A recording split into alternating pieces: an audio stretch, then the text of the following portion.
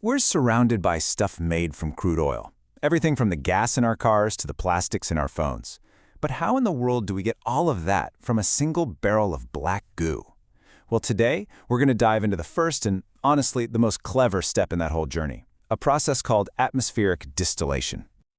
So here's the big problem, right?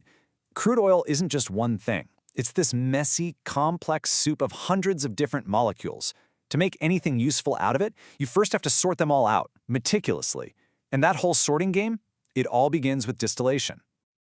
So, before we jump into the how, let's just take a second to talk about the why. Why is this separation step so absolutely critical? What makes it the one thing you have to do before anything else can happen at a refinery?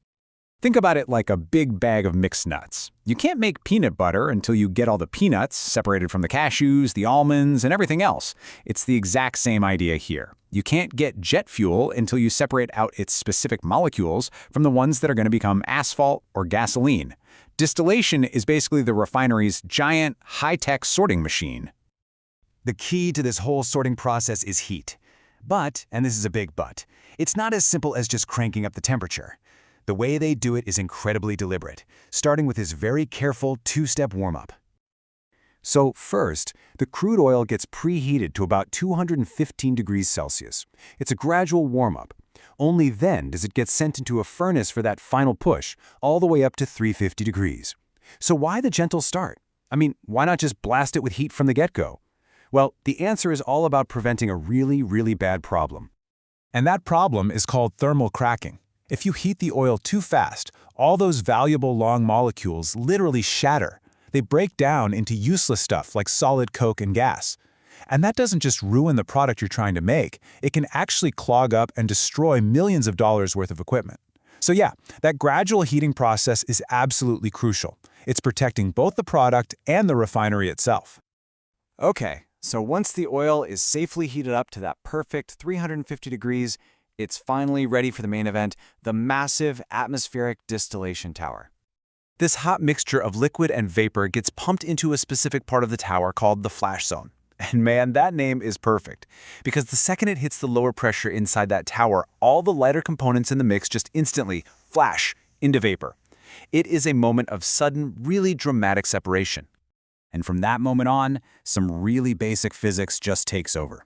The lighter molecules, which are now all vapor, they start rising up towards the top of the tower. At the same time, the heavier, denser molecules that are still liquid start falling down towards the bottom.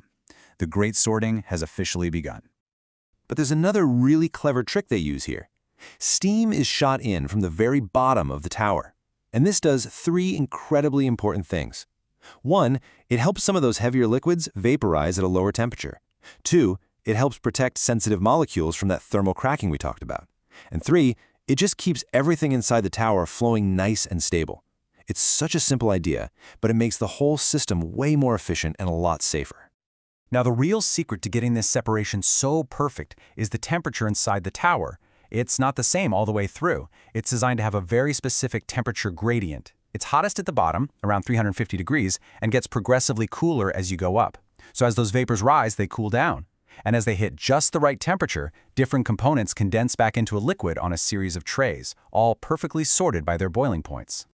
So now we've got all these different liquids perfectly sorted and sitting on trays at different levels inside this giant tower. The next challenge is, okay, how do you get them out?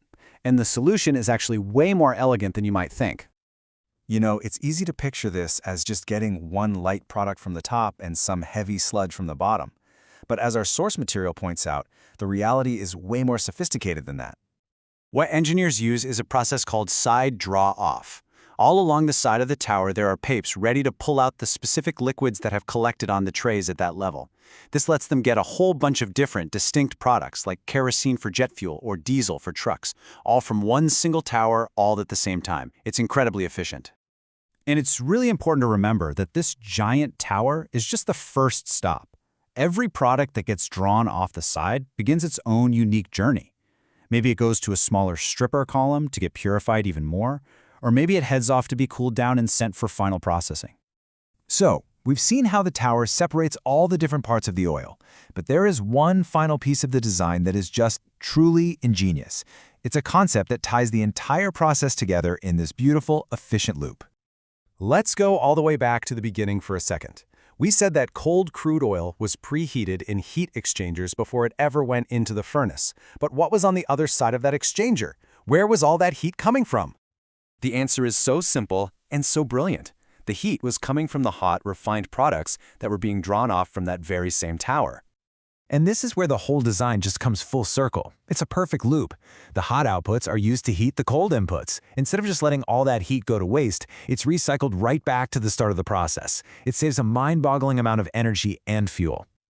This incredible principle is called heat integration.